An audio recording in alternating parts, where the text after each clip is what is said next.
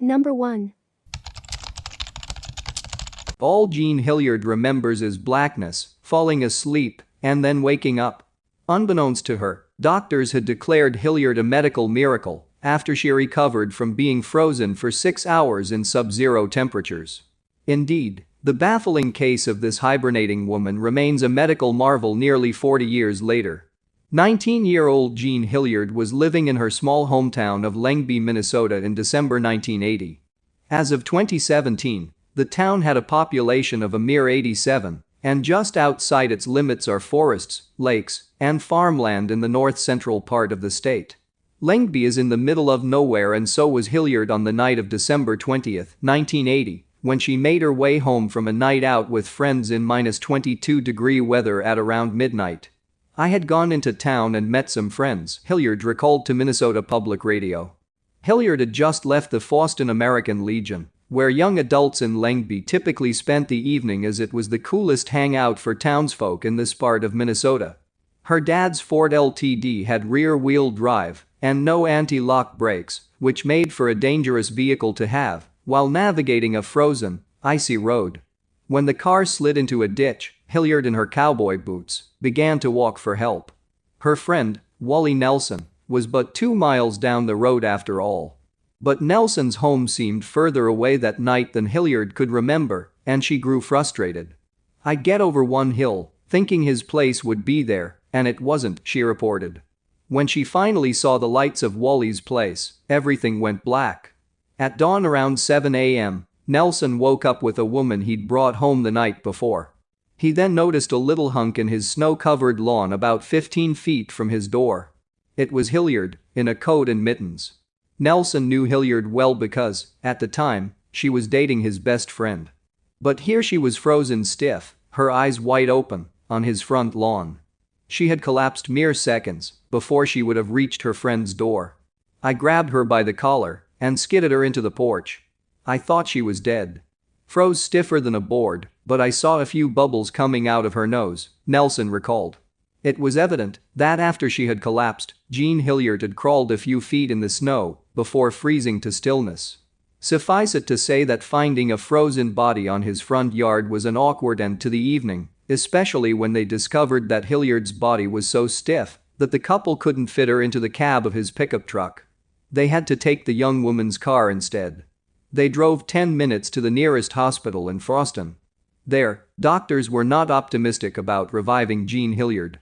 The attending medical staff had little hope for the teenager. Her skin was so frozen that they couldn't pierce it with hypodermic needles, the needles just broke on contact.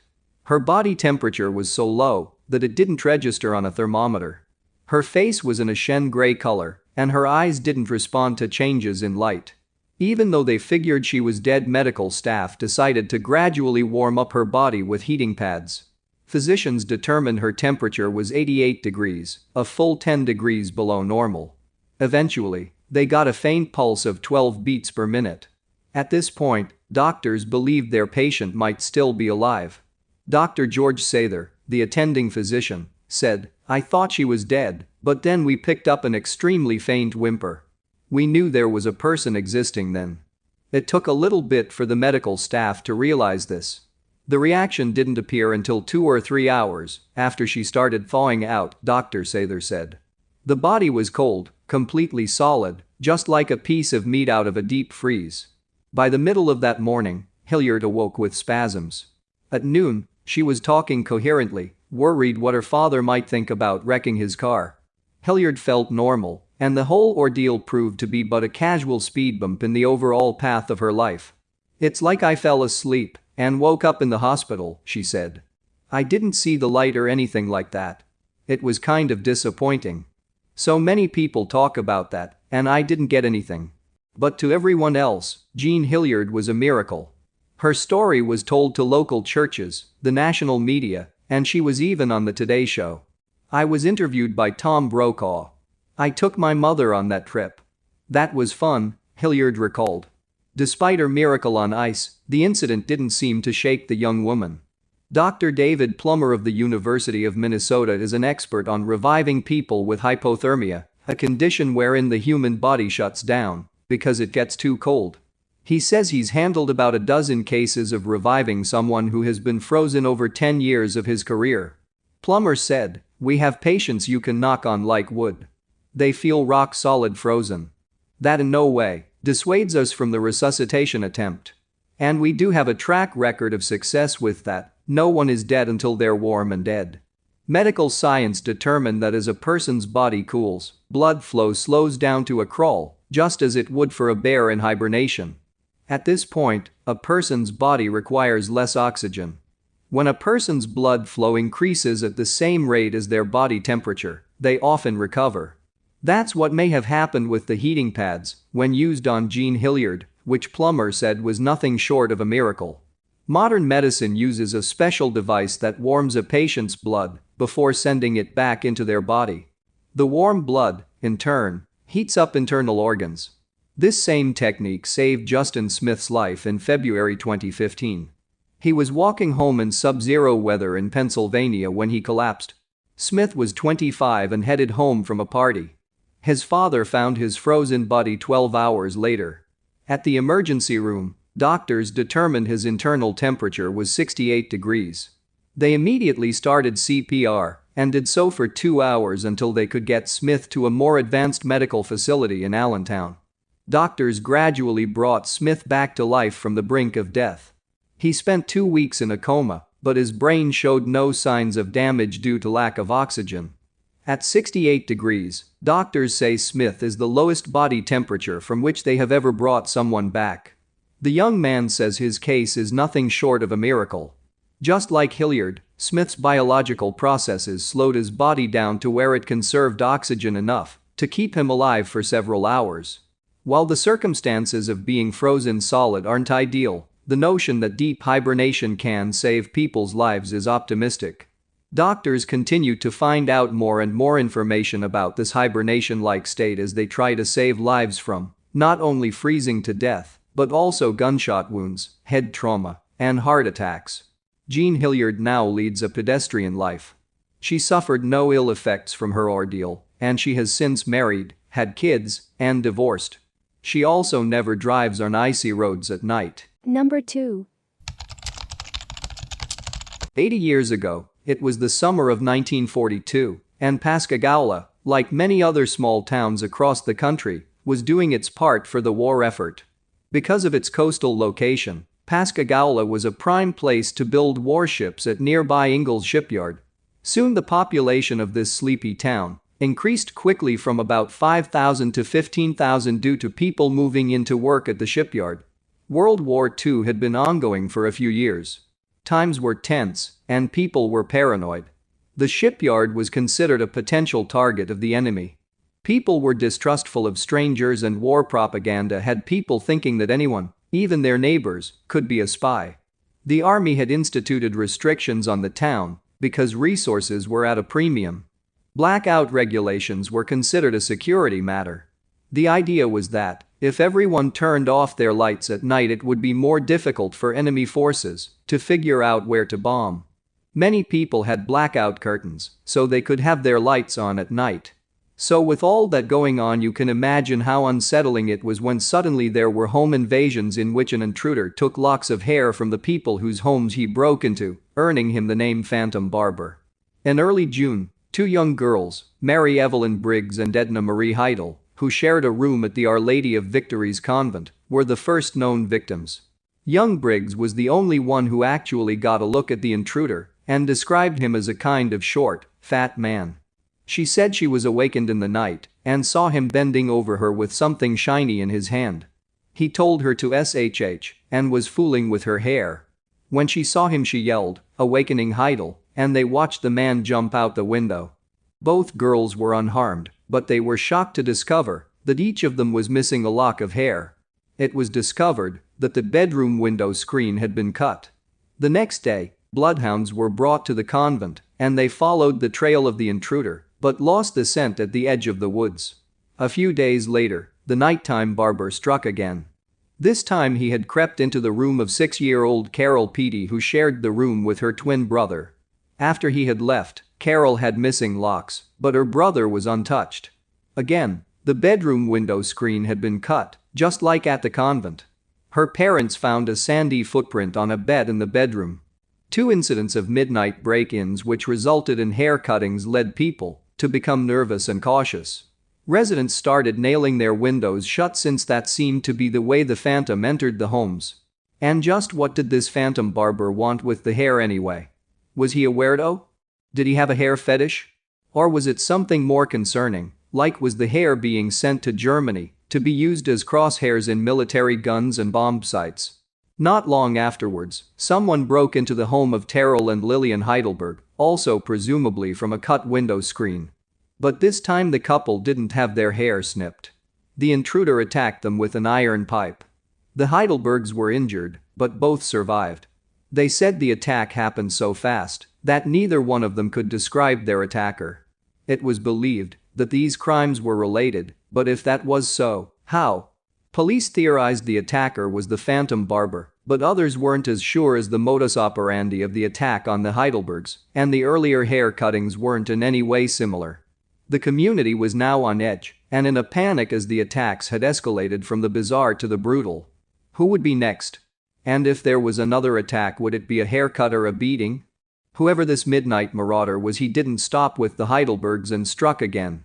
This time, however, it wasn't a child to undergo a non-consensual haircut. Mrs. R.E. Taylor had been awakened by a sickening smell which made her violently ill.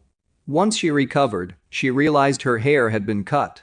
And while she was grateful for not being injured during this attack, she was upset at the loss of her hair because she had just gotten a permanent and now a very visible 2 inches was missing. The sickening smell Mrs. Taylor refers to is thought to have been chloroform, and that led to suspicions that the criminal used it to keep the young girls from waking. Only that's not exactly true. The world of fiction has misled people into believing that to subdue someone with chloroform you just put it over someone's mouth and they're out like a light for a while. But that's not how chloroform works. You have to keep it on someone's mouth and they have to inhale it for several minutes to be knocked out. So who knows what was used on Mrs. Taylor that made her so sick? But it didn't seem to matter as the phantom remained at large and the residents were on guard. The blackout conditions provided an opportunity for the sneaky thief to carry out his mayhem under the cover of darkness. It also compelled the law-abiding citizens of Pascagoula into changing their routines. Men refused to work the night shifts at Ingalls shipyard, stating they needed to be home to protect their families, and that had a direct impact on production for the war effort. Women refused to go out at night. People started applying for firearm permits. The police were at a loss and offered a $300 reward, about $5,379 in today's money, for information. A couple months later, in mid-August, a suspect was arrested.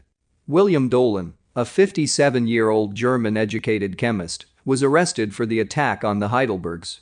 And after a search of Dolan's house turned up a bundle of human hair and a couple pairs of barber scissors, he was tagged as being the phantom barber. Dolan was charged with attempted murder on the Heidelbergs because he'd had a disagreement with Mr. Heidelberg's father, who was a judge. Police theorized that Dolan's disagreement with the judge was his motive for the assault on the Heidelbergs. They also believed that he committed the nocturnal hair cuttings to impair the morale of war workers.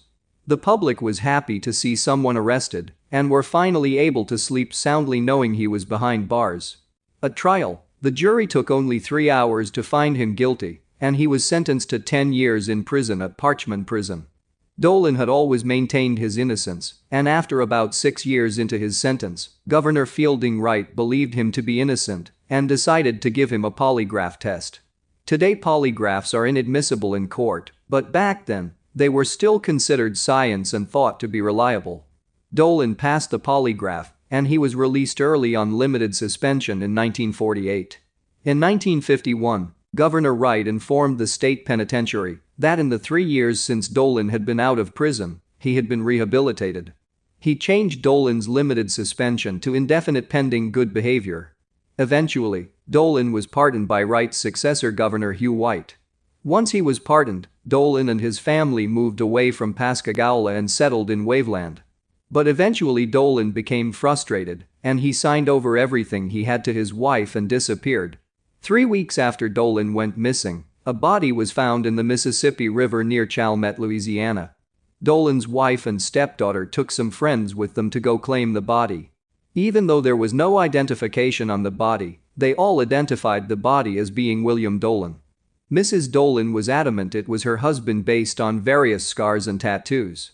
She claimed the body and buried it in the Cedar Rest Cemetery in Bay St. Louis, Mississippi, in an unmarked grave, ignoring the fact that when she started to wash the clothes given to her by the mortuary they were too big to be her husband's.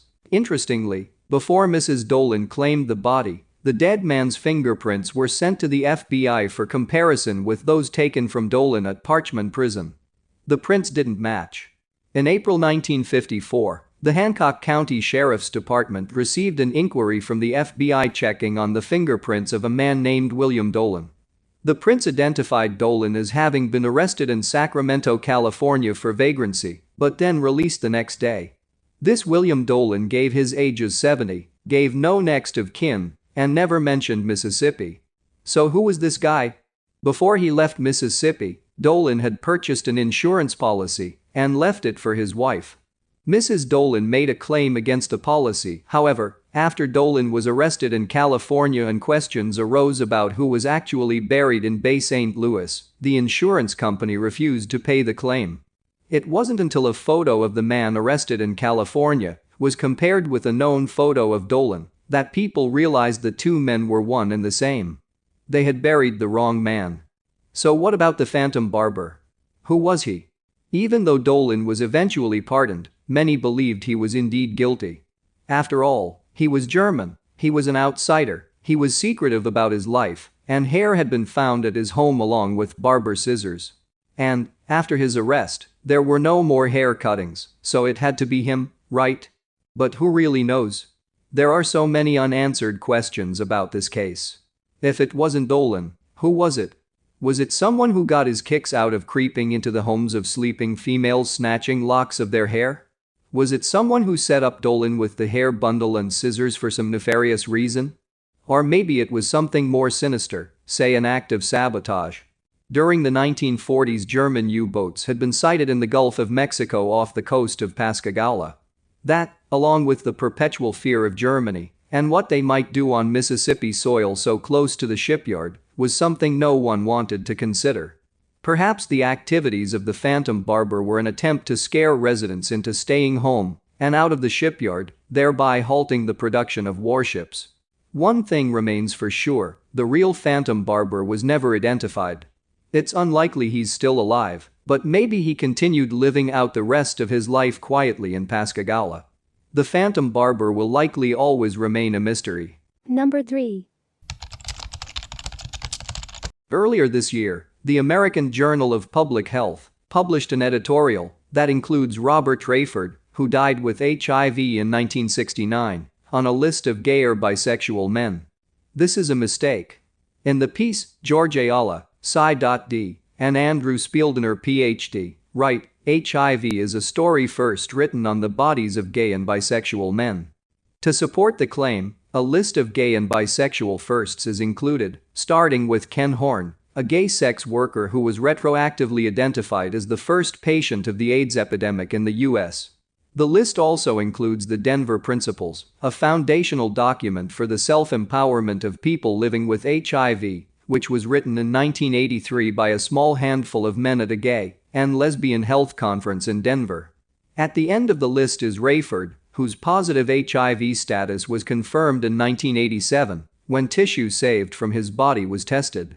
The problem is, while we know Rayford was a black, 16-year-old, St. Louis native, we don't know if he identified as gay or bisexual.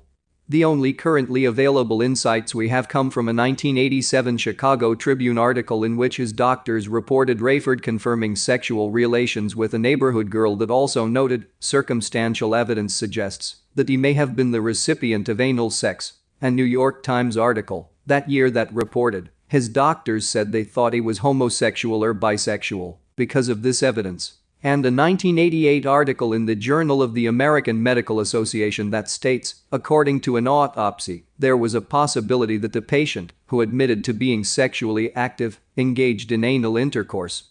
At this point in history, nothing about his sexual identity is conclusive, there is only speculation. I understand the desire to include Rayford within the gay and bisexual narrative of HIV. Even without all the facts, his story may resonate deeply with many gay and bisexual people dealing and living with HIV, specifically Black queer youth and queer youth of color, whose stories are often neglected, robbed, or sanitized. Yet, it is important we do not rob Rayford from the grave of either the ambiguity or specifics that have not yet, and may never, emerge about his life. On one hand, the power of the unknown itself is important to acknowledge. We are allowed to have secrets and be inscrutable, even in death. On the other hand, there is so much to learn about Rayford. After years of Rayford's life and death going largely undiscussed, there is a growing interest in him. In 2019, coinciding with the 50th anniversary of his death, many outlets, including the Washington Post and Newsweek, published articles about Rayford. Even the National Park Service dedicated a webpage to him, which is connected to City Hospital in St. Louis, where Rayford was treated. This attention means previously lesser known and unknown information about Rayford may become available.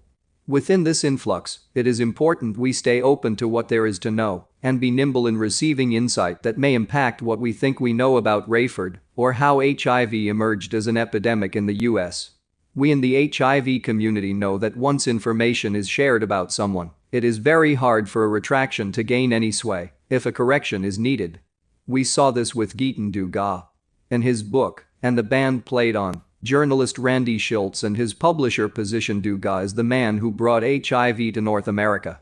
Dugas was dubbed HIV's patient zero, a myth that not only played into the homophobic fears of the general public surrounding HIV at the time, but also had a devastating impact on how Dugas has been remembered.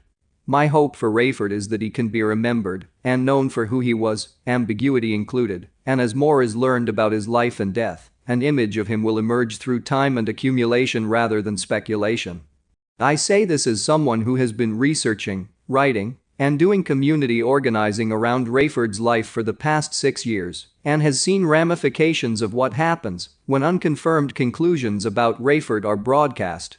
In 2018, HIV Plus magazine and The Advocate published an op-ed, The Whitewashed History of HIV, a black teen died of AIDS in 1969. The article, written by Ray Carey and Jesse Milan Jr., begins with Rayford's story to highlight the need for diversity within the AIDS response. Unfortunately, the print edition and an early online version of the article included a photo illustration of a young black man that a reader could have reasonably been led to believe was Rayford. It wasn't. The person actually depicted in the photo illustration was Robert Rochin Taylor, an architect, activist, and chairman of the Chicago Housing Authority who died in 1957. His father was the first black graduate of the Massachusetts Institute of Technology, and his granddaughter is Valerie Jarrett, who was a senior advisor to President Barack Obama. Eventually, the image in the online version of the article was changed, but by then the damage had been done. Around this time, I was in St. Louis working with the Griot Museum of Black History on an exhibition about HIV in the area and guest facilitating art workshops at a local housing organization that supports people living with HIV. While in the city, I learned that a local health center that focuses on black queer youth had used the HIV Plus magazine image to decorate a room in their building that they named after Rayford. Before that, a participant in an art workshop brought me a collage that featured the HIV Plus image. She had learned about Rayford through me and had been excited to share his image with me. In both incidents, when the error of the image was revealed, the workshop participant and folks from the health center had mixed reactions. It was hard for people to believe that the magazine would publish an image of a person near the article without confirming it was Rayford. Since there is no current image of Rayford in circulation, I sensed a bit of hesitation in letting go of the idea that the man in the photo was him. Years later, the impact of HIV Plus magazine's error has only intensified and gone global. Now, when I Google Robert Rayford, versions of the Taylor image the magazine used for their illustration come up for numerous links, including on the Robert Rayford listing on findagrave.com. In the absence of facts, people cling to available information, which makes sharing the truth, when and if it emerges, that much harder. It seems better to me to make room for questions when the unknown seems to be the closest thing to a fact available. I thought about that this summer, while I was back in St. Louis, continuing my Rayford research and working on a reported piece about HIV in the region. Among the things I learned was that the majority of people living with HIV in the area are black men, many over the age of 50. Rayford was born in 1953. If by some miracle he had survived, he would be part of this cohort. What, I wonder, would the older black men of St. Louis living with HIV like to know about Rayford? And what information and insight do they have that might shed light on Rayford's 16 years on Earth? When we lean into the unknown, we make space for questions and conversations that may take us to more vital and life-giving places than speculation could ever take us. Number 4. Just west of Glacier National Park, you will find a place that some say may redefine the laws of physics and nature. At the Montana Vortex and House of Mystery, you may appear to grow or shrink. As you stroll through its leafy gardens and trails, you may feel serene and calm. In this lovely spot, filled with trees and stories of other dimensions, you might even find your aura. The only thing about this 6-acre spot near the Flathead River off US Highway 2 East is that unusual is the norm. Tammy and Joe Hauser greet patrons who come to see and experience its strange phenomena from all over the world. From the gift shop filled with crystals and memorabilia, Joe Hauser opens a door to the outside. "This is our portal that takes you out to the vortex," he said. "We go through it and meet visitors from a tour group. We're in a world where everything seems and feels different." Joe has a background in biology and physics. The gardens cover what he calls a gravitational anomaly in the Earth's electromagnetic field. He welcomes us to the vortex. "Nature's way of taking care of chaos is to put things in a spiral," he said. "It creates a vortex field, kind of like a hurricane, tornado, or water going down your drain." The House of Mystery was built to enhance the most dramatic aspects of the smallest vortex here. The house is tilted at 18 degrees. "A carpenter could easily walk around on a roof a lot steeper than this," said Joe. "But when you go inside, there's definitely a force in there that wants to push you downhill. You experience what he's talking about the second you step in." Children from the group start laughing as they try to maneuver the sloped floor. "Come on in," he said. "Whoa. Come on in." The feeling for just about everyone is discombobulating. There's a feeling of disorientation, maybe even dizziness. But it's more than that. It's hard to describe. One tourist said it was kind of like wading through fast-moving water and feeling that water swirl around your legs. In the house is a platform to stand on, as if the house were level. Joe climbs on the platform to demonstrate. "When you raise your head, you see I'm not standing straight," he said. "I'm leaning forward a couple bubbles off center. But the house is more than just crooked. There's a powerful force here." Visitor Rick Kano sits down next to the wall and feels it immediately as he tries to push forward from his chair. Rick finds he can't move. "The more I attempt to move forward," he said, "the more pressure I feel pushing me backwards." Zachary Passieri's experience is similar as he swings a chained weight that's plumb with the field. He pushes it in the direction where the floor is sloping downhill. "In that direction," he said, "it feels like it's maybe 2 or 3 pounds. But pushing it in the other direction," said Zachary, "it feels like it's maybe 20 or 30 pounds. Here, marbles appear to roll uphill, and brooms have a mind of their own." Joe places a broom on the floor. It stands up straight on its own. "We taught him how to sweep the floor a few years ago," he joked. "Now he just stands around and won't do any work." Take a photo inside, and you're likely to see missing parts or strange images embedded with the picture.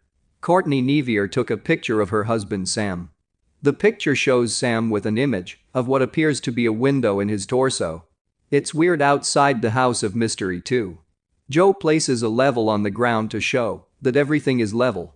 A marble placed there proves it. It doesn't roll.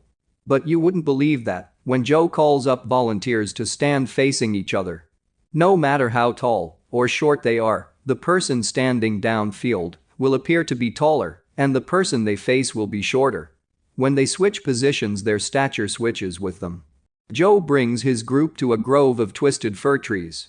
He asks them to place their palms down and to look through their fingers at the ground. You may notice that it's kind of fuzzy between your fingers, he said.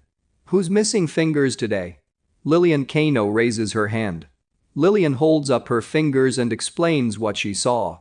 She said her index and middle fingers appeared to be fused, leaving her only 4 fingers. It's in these exercises that you might find your aura. You guys are alive, Joe told the group. So you have an aura. It's our life force. Did anybody see color today? He asked. Yellow, answered a woman. Joe said that's the color of her aura today. But he said it could be any color of the rainbow. Pull your hands apart, he told the group. Push them back together. You might feel resistance. Some people say it feels like magnets pushing your hands apart or pulling them together, he said. You guys feel that? You're just playing with your own aura energy. If you put the palm of your hand against the bark of one of the trees, you may feel a warmth or a coolness. If you put the palm of your hand against the bark of one of the trees, you may feel a warmth or a coolness. Joe said everywhere there's a life force. It's all energy. A labyrinth was built in the center of the largest vortex. Joe said it's a place for meditation and cleansing your mind. When we empty our thoughts, he said, we open ourselves up to all possibilities. He said the Blackfeet have long recognized these grounds as sacred. Some believe there are portals here to other dimensions. There's a lot of evidence in quantum physics that these portals do exist, said Joe, that we do have multiple dimensions. On site, Tammy and Joe have installed what they call the golden door. It's whimsical, a door with no walls. You wonder if it has a purpose. Joe opened it up and said, take a look at what you see. Above a bench overlooking the gardens is a heart, and above it the letters love. That's the message he wants everyone to take home. Number 5. In the annals of American UFO history, few incidents have inspired as much fascination and speculation as the one in Roswell, New Mexico. It began in the summer of 1947, at the dawn of the Cold War, when the U.S. Army Air Forces sent out a shocker of a press release announcing they'd recovered a flying disc from a ranch near Roswell. More than 70 years later, the incident remains a defining aspect of the area's identity. The town boasts a UFO museum and research center, a flying saucer-inspired McDonald's, alien-themed streetlights, even an extraterrestrial family stranded in a broken-down UFO on the site of State Route 285, looking for a jump start.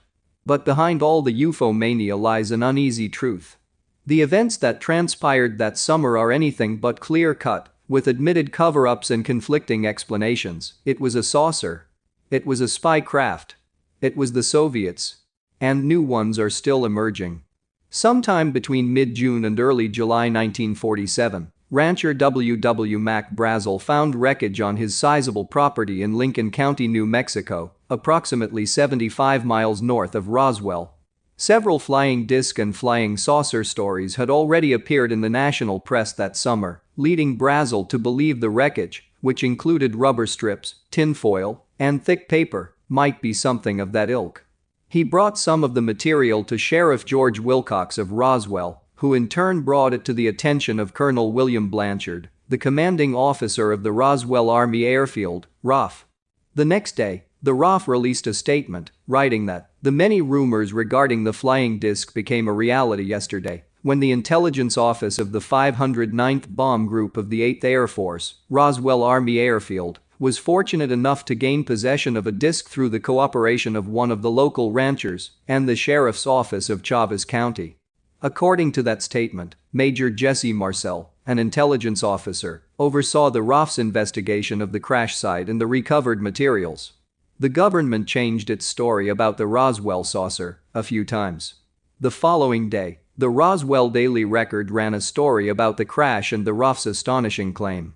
But U.S. Army officials quickly reversed themselves on the flying saucer claim, stating that the found debris was actually from a weather balloon, releasing photographs of Major Marcel posing with pieces of the supposed weather balloon debris as proof. For decades, many UFO researchers were skeptical of the government's changed account, and in 1994, the U.S. Air Force released a report in which they conceded that the weather balloon story had been bogus. According to the 1994 explanation, the wreckage came from a spy device created for an until then classified project called Project Mogul. The device, a connected string of high-altitude balloons equipped with microphones, was designed to float furtively over the USSR, detecting sound waves at a stealth distance. These balloons would ostensibly monitor the Soviet government's attempts at testing their own atomic bomb. Because Project Mogul was a covert operation, the new report claimed, a false explanation of the crash was necessary to prevent giving away details of their spy work. Other elements of the Roswell story, namely that some eyewitnesses claimed that there were alien bodies taken from the site, were explained as fallen parachute test dummies in a more extensive follow-up report in 1997. Roger Launius, a historian and retired curator for the Division of Space History at the Smithsonian National Air and Space Museum, says those two reports close most of the remaining questions about Roswell. This story has been resolved, Launius says. Has absolutely every question been answered? I can't say that. But I'm not sure that there are significant holes. You do not divulge state secrets in the context of national security. My surmise is they probably saw the initial flying saucer explanation as a useful cover story. Donald Schmitt, a UFO researcher who has spent nearly 3 decades investigating the Roswell incident and is the co-founder of the International UFO Museum and Research Center in Roswell, says that explanation makes little sense. The flying saucer story, he contends, was so ostentatious that it was bound to draw attention to the area with its sensitive military operations at the time. Doing so would seem highly counter to the interests of the War Department. 2 hours west of Roswell, the first atomic bomb was detonated. You had ongoing atomic research at Los Alamos. You had all this testing of captured German the fifth two rockets at White Sands. And at Roswell, you had the first atomic bomb squadron headquartered, Schmitt says. The thought that they would have intentionally set up any type of publicity as a distraction? If anything, they needed less attention. Number 6. Autumn in the Blue Ridge Mountains sees dozens of people gathering along North Carolina's Highway 64 daily to spot the famed shadow of the bear. The road, surrounded by the rock cliffs of Whiteside Mountain, is a perfect vantage point for this fleeting phenomenon. As the sun starts to move behind the mountain, a shadow emerges along the rocky terrain and gold and red-tinged foliage, slowly revealing the image of the animal, imposing and charming all at once. The shadow of the bear is best viewed between Highlands and Cashiers in southwestern North Carolina. It casts its shadow for about 30 minutes each day starting in mid-October, always drawing crowds along the highway to watch the nightly show.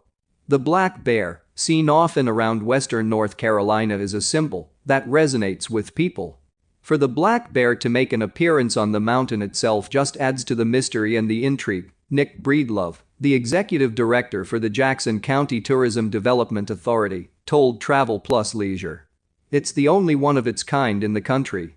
You get chills the first time you see it. It's sort of this aha and this inspiring moment when it finally emerges, and you can feel the crowd get energized when you're waiting for it to come out. Whiteside Mountain, with an elevation of 4,930 feet, can draw as many as 30 to 40 people each evening, about as many as the space can accommodate, Breedlove said. Here's what you should know if you're out leaf peeping in the Blue Ridge Mountains and want to see the shadow of the bear. Breedlove said the image of the bear is best viewed from the road's big view overlook off of Route 64. But he notes that you should be careful when parking and walking along the highway as it is a major and busy road. The shadow of the bear emerges from around 5:30 to 6 p.m. on evenings in mid-October through early November. The bear can also be seen between mid-February and early March, a time that may be less crowded. The bear is very particular, Breedlove said, adding that it only comes out on sunny days after 5:30 p.m. But you should get there early, around 4:45 to 5 p.m. at the latest, he said. What I recommend is people arrive there early if they want a spot, because people will stand shoulder to shoulder to see this phenomenon, he said. There's limited space to view this, and it does take some time. It starts as a little black spot on the mountain, and it gradually grows into a bear. And close to the end of it, it looks more like a mouse.